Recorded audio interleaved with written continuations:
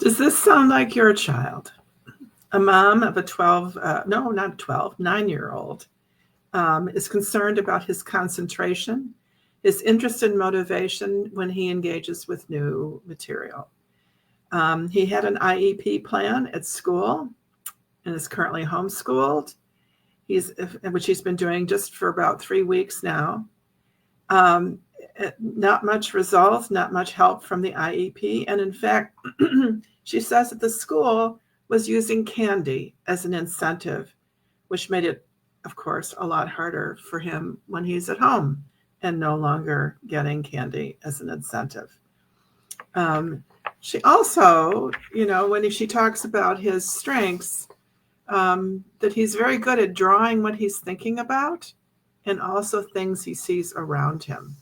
So there are a lot of really interesting things and a lot of points that really deserve to be addressed for a child like this. And so if any of this sounds a little bit like your child, hopefully you'll find this helpful. So a lot of times when kids have IEP plans, of course, those of you who are involved with this know that IEP stands for Individualized Education Plan. And it's supposed to be individualized to the student. But what we see very often, and what we also hear from educators and teachers, is that a lot of IEPs are really just carbon copies of other IEPs. There's not a lot of difference among them. Also, many times they're based on a diagnosis, which is appropriate in some ways. So if a child has ADHD or is on the autism spectrum or has a specific learning disability or whatever, the typical interventions, typical supports, typical accommodations for that children with that diagnosis are often just cut and paste basically into an IEP. It's really important to remember that a label, a diagnosis, does not tell us very much actually about how an individual child learns.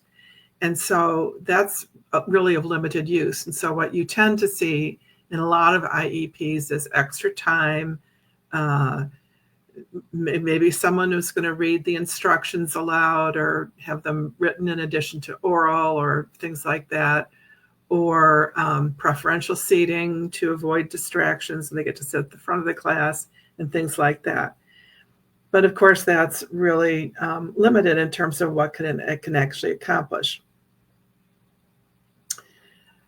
So always important to really dig beneath that and to understand how an individual child learns, and then develop appropriate learning strategies and ways to support them that are very specific and that can be done with a neuropsych evaluation, an educational psych evaluation, or with a cognitive assessment like we use with our clients, which then directly connects into very specific and supportive ways for kids to take advantage of their strengths.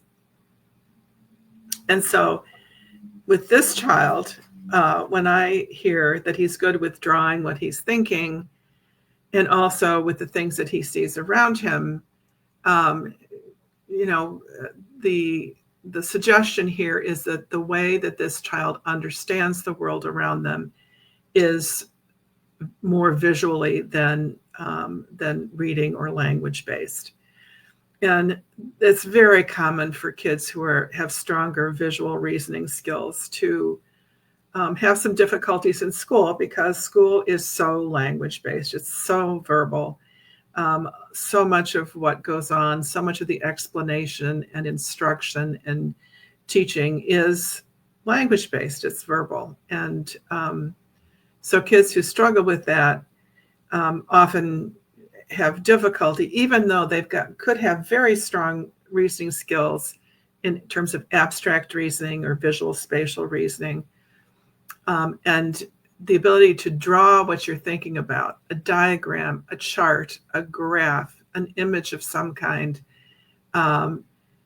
really is a strong indication of good abstract reasoning skills, very likely, or spatial perception skills. And those help make the thought process, the concepts visible, and the connections among ideas visible. So it's a great, drawing a mind map or something like that, a timeline. All of those can be really effective ways to get your thoughts out and be able to actually see them as opposed to simply talk about them. So like many students, this is a child who has some real strengths that are not being taken advantage of.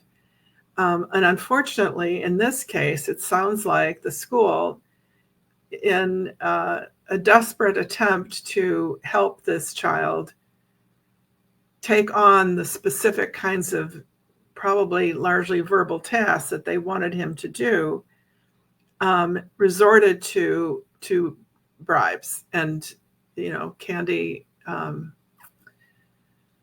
nothing wrong with candy in moderation, but anytime we need to incent a child for learning, there's an indication that there's a real problem. Our brains love to learn. Our brains are learning machines. Our brains want to learn. And kids who are 9 years old, there's almost never a child, I don't think I've ever seen one or heard of one, who wasn't interested in something. And it's a matter of figuring that out.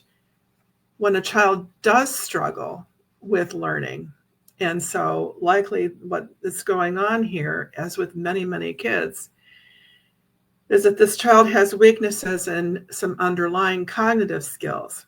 Maybe it's attention. Maybe it's, she does mention concentration. Maybe it's the ability to get started on a project, which would mean executive functions. Maybe it's weaker memory skills. Maybe here it's just the dramatic difference between their visual and verbal reasoning skills, because a lot of times when something comes really easily and something else comes really hard, kids don't know why one thing is hard and one thing is easy. And so that discrepancy, that difference, can produce a lot of anxiety, can produce a desire to avoid something that's really challenging.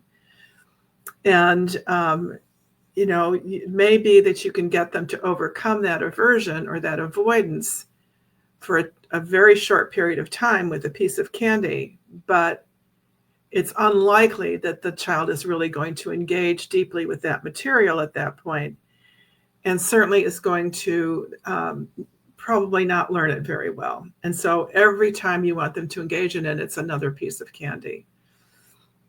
And obviously that's not, but what that is a symptom of is simply that there is a challenge, there is a reason. It's hard. Whatever this is that you're asking this child to do, it's very hard for them. It takes a lot of mental energy. And so the expedience of the candy is understandable in some respects, but all it was another accommodation, another workaround, another way of ignoring the fact that this child has underlying cognitive skills that need to be built up, that need to be strengthened. And we can help that happen now to a much greater degree than most people understand. And then when learning is easier, bribes become pretty much irrelevant. And candy can be saved for the appropriate moments. Like the Easter egg hunt that many people were on yesterday.